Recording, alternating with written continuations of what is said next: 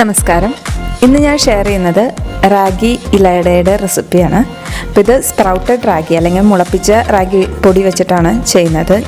ഇതിന് പകരമായിട്ട് നിങ്ങൾക്ക് സാധാരണ റാഗി പൊടി വെച്ചിട്ടും ഇതുണ്ടാക്കിയെടുക്കാവുന്നതാണ്. അപ്പോൾ മുമ്പ് പലതരത്തിലുള്ള റാഗി റെസിപ്പീസ് ഞാൻ ഷെയർ ചെയ്തിരുന്നു. ഇതിൻ്റെയൊക്കെ ലിങ്ക് താഴെ കൊടുക്കാം. അപ്പോൾ ഇതെങ്ങനെയാണ് എളുപ്പത്തിൽ ഉണ്ടാക്കിയെടുക്കാം നമുക്ക് നോക്കാം. വീഡിയോയിലേക്ക് എടുക്കാം. റാഗി അട ഉണ്ടാക്കാനായിട്ട് ആദ്യം ഒരു അടിക്കട്ടിയുള്ള ചീഞ്ചട്ടി വെക്കുക. അതിലേക്ക് നമുക്ക് പൊടികൾ ചേർത്ത് കൊടുക്കാം. ഞാനിതിൽ കുറച്ച് അരിപ്പൊടിയും കൂടി ചേർക്കുന്നുണ്ട്. അപ്പോൾ ലോ ഫ്ലെയിമിലിട്ടിട്ട് 1/4 കപ്പ് അരിപ്പൊടി ചേർത്ത് കൊടുക്കുക.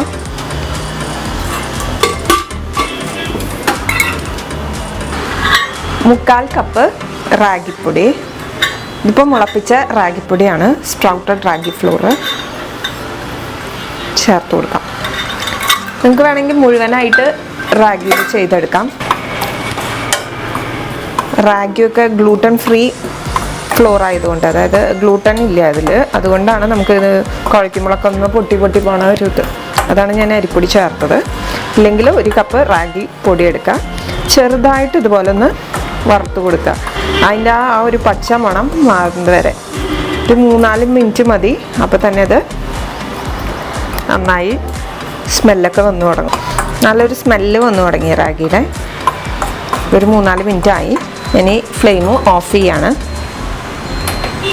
ഇതൊന്ന് ചെറുതായിട്ട് ചൂടാറി വരണം. ഈ റാഗിപ്പൊടിയിലേക്ക് ഇനി ആവശ്യത്തിനുള്ള ഉപ്പ് ചേർത്ത് കൊടുക്കാം. കുറച്ച് ചേർത്താൽ മതി. നന്നായിട്ടൊന്ന് മിക്സ് ചെയ്തെടുക്കാം. ഇനി ഇതിലേക്ക് നമ്മൾ തിളച്ചുകൊണ്ടിരിക്കുന്ന വെള്ളമാണ് ചേർക്കാൻ പോകുന്നത്. അപ്പോൾ നമുക്കത് ചേർത്ത് കൊടുക്കാം. ഒരു 1/2 കപ്പ് ചൂടുവെള്ളം എടുത്തിട്ടുണ്ട്, ചേർത്ത് കൊടുക്കുകയാണ്. നമ്മുടെ പൊടി അനുസരിച്ചിരിക്കും എടുക്കുന്ന വെള്ളത്തിൻ്റെ അളവ്. ഇതിപ്പോൾ വെള്ളം ഒഴിച്ച് ഒന്ന് റെഡിയാക്കി എടുത്തിട്ടുണ്ട്. ഇപ്പോൾ 1/2 കപ്പ് വെള്ളമാണ് ഞാൻ യൂസ് ചെയ്തത്. ഇപ്പോൾ നമ്മുടെ റാഗിപ്പൊടിയുടെ വ്യത്യാസം അനുസരിച്ച് വെള്ളത്തിൻ്റെ അളവിൽ കുറച്ച് വ്യത്യാസങ്ങളൊക്കെ വരും. ഇനിയിപ്പോൾ ഫുള്ളായിട്ട് റാഗി വെച്ച് ചെയ്യുന്നവരാണെങ്കിൽ കുറച്ചും കൂടി കൂടുതൽ വെള്ളം വേണ്ടി വരും. അപ്പോൾ ഇനി ഇത് നമുക്കൊന്ന് അടച്ച് കുറച്ച് നേരം മാറ്റി വയ്ക്കാം. ആ നേരം കൊണ്ട് ഇതിലേക്കുള്ള ഫില്ലിങ് റെഡിയാക്കി എടുക്കാം. ഫില്ലിങ് ഉണ്ടാക്കാനായിട്ട് ആദ്യം ഒരു ചൂട് കെട്ടിയുള്ള പാത്രം വെച്ചിട്ട് അതിലേക്ക് ശർക്കര പൊടി ചേർത്ത് കൊടുക്കാം. ശർക്കര ചീകി എടുത്താലും മതി. ഇതിപ്പോൾ ഞാൻ പൊടിയാണ് എടുത്തിരിക്കുന്നത്. 1/2 കപ്പ് എടുത്തിട്ടുണ്ട്, അതിലേക്ക് ചേർത്ത് കൊടുക്കാം. ഇനി ഇത് അലിഞ്ഞു വരാൻ ആവശ്യമുള്ള വെള്ളം കൂടി ഒന്ന് ചേർത്ത് കൊടുക്കാം. ഇപ്പോൾ ഒരു 1/4 കപ്പ് വെള്ളം ചേർത്ത് കൊടുക്കുന്നുണ്ട്.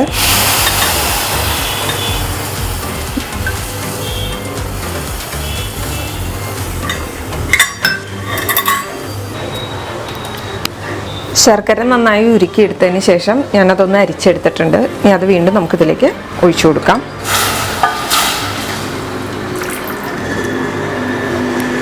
ഇനി ഇതിലേക്ക് നമുക്ക് നാളികേരം ചിരകിയത് ചേർക്കാം. 1/2 മുറി തേങ്ങയാണ് ഞാൻ എടുത്തത്. അപ്പോൾ നിങ്ങളുടെ ഇഷ്ടത്തിനനുസരിച്ച് ചേർത്ത് കൊടുത്താൽ മതി. അളവൊക്കെ നിങ്ങളുടെ ഇഷ്ടത്തിനനുസരിച്ച്. ഫില്ലിങ് കുറവ് വേണ്ടവർക്ക് മധുരവും കുറയ്ക്കാം. അതുപോലെ തന്നെ നാളികേരത്തിൻ്റെ അളവും കുറച്ച് ചേർക്കാം. നന്നായിട്ടൊന്ന് മിക്സ് ചെയ്തെടുക്കാം.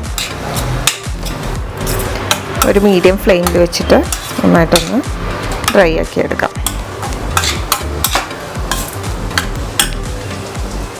ഇതിലേക്ക് ഒരു ഏലക്ക ചതച്ചത് ചേർത്ത് കൊടുക്കുന്നുണ്ട്. ചുക്കുപൊടി വേണ്ടവർക്ക് ചുക്കുപൊടി ചേർക്കാം. നന്നായിട്ടൊന്ന് മിക്സ് ചെയ്തെടുക്കാം. ഇപ്പോൾ നന്നായിട്ട് ഡ്രൈ ആയി വന്നിട്ടുണ്ട്. നമുക്കിതിനെ ഓഫ് ചെയ്ത് വെക്കാം. ഇതിന് നന്നായിട്ടൊന്ന് ചൂടാറി വരട്ടെ. ഇത് മാറ്റി വയ്ക്കാം. ഇപ്പോൾ റാഗി കുറച്ച് നേരമായി നമ്മൾ മാറ്റി വെച്ചിട്ട് ഇതിന് നന്നായിട്ടൊന്ന് കുഴച്ചെടുക്കാം. നല്ല സോഫ്റ്റായിട്ട് വന്നിട്ടുണ്ട്. റാഗി നന്നായിട്ട് കുക്കായിട്ടുണ്ടാവണം, അല്ലെങ്കിൽ ആ ഒരു പച്ച ടേസ്റ്റ് ഉണ്ടാവും നമ്മൾ അട ഉണ്ടാക്കി എടുക്കുമ്പോൾ. ഇതിനാണ് നമ്മൾ വറുത്തെടുത്ത പൊടി ആദ്യം. ഇനി ഇത് മാറ്റി വെച്ചിട്ട് നമുക്ക് ഇലയിൽ പരത്തി കൊടുക്കാം. അട ഉണ്ടാക്കാനായിട്ട് ഞാനിവിടെ ഇല എടുത്തിട്ടുണ്ട്. ഞാനൊന്ന് വാട്ടിയെടുത്തതാണ് പൊട്ടിപ്പോവാതിരിക്കാനായിട്ട്. ഇതിലേക്ക് ഒരു ചെറിയ ബൗള് നമുക്ക് റാഗിയുടെ ചേർത്ത് കൊടുക്കാം. ഇനി ഇത് ഒന്ന് പരത്തിയെടുക്കണം. അപ്പോൾ അടുത്ത് ഒരു ബൗളിൽ നമ്മൾ വെള്ളം വെച്ചിട്ട് കൈ അതിൽ മുക്കി പതുക്കെ പരത്തിയെടുക്കണം.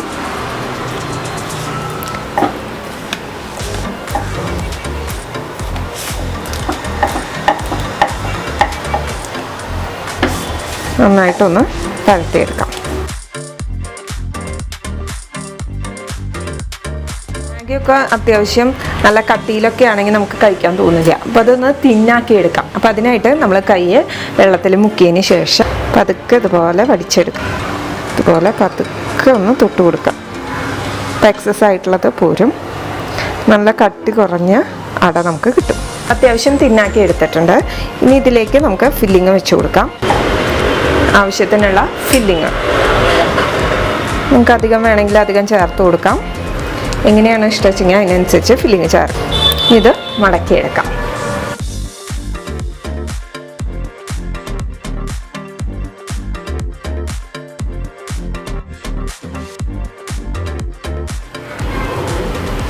എല്ലാ അടയും നമുക്ക് ഇതുപോലെ ഒന്ന് ഫില്ല് ചെയ്തെടുക്കാം.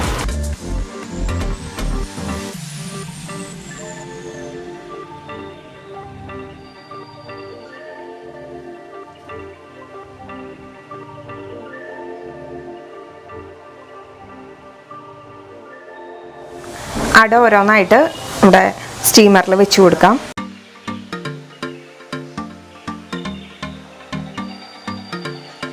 അടയാണ് ഈ അളവിൽ നിന്ന് എനിക്ക് കിട്ടിയത്. അതുപോലെ തന്നെ നമ്മൾ ഉണ്ടാക്കിയ ഫില്ലിങ്ങും കറക്റ്റ് ആയിരുന്നു. 7 അടയ്ക്ക് 4 അടയെ ഞാൻ വെച്ചിട്ടുള്ളൂ ഇതിൽ. ഇനി നമുക്കത് നന്നായിട്ട് അടച്ചു വയ്ക്കാം. ഇതൊരു 10-12 മിനിറ്റ് എടുക്കും. അപ്പോൾ ഒരു മീഡിയം ഫ്ലെയിമിൽ നമുക്ക് ഇത് വേവിച്ചെടുക്കാം. ഇതിപ്പോൾ ഏകദേശം ഒരു 15 മിനിറ്റിൻ്റെ അടുത്തായിട്ടുണ്ട് നമ്മൾ വെച്ചിട്ട്. നന്നായിട്ട് ആവിയൊക്കെ വരുന്നുണ്ട്. നമുക്കൊന്ന് പതുക്കെ തുറന്നു നോക്കാം ആയിട്ടുണ്ടോയെന്ന്.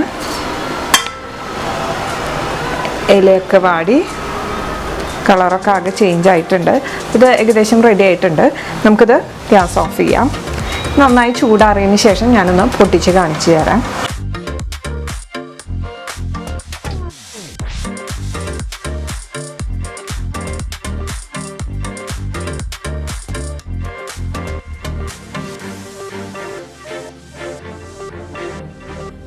ഈ അടയുടെ റെസിപ്പി എല്ലാവർക്കും ഇഷ്ടപ്പെട്ടിട്ടുണ്ടാവും എന്ന് വിചാരിക്കുന്നു. എല്ലാവരും ട്രൈ ചെയ്ത് നോക്കിയിട്ട് ഫീഡ്ബാക്ക് അറിയിക്കൂ. ഇനി ഇതുപോലെയുള്ള റെസിപ്പീസായിട്ട് ഞാൻ വരാം. അതുവരേക്കും നന്ദി, നമസ്കാരം.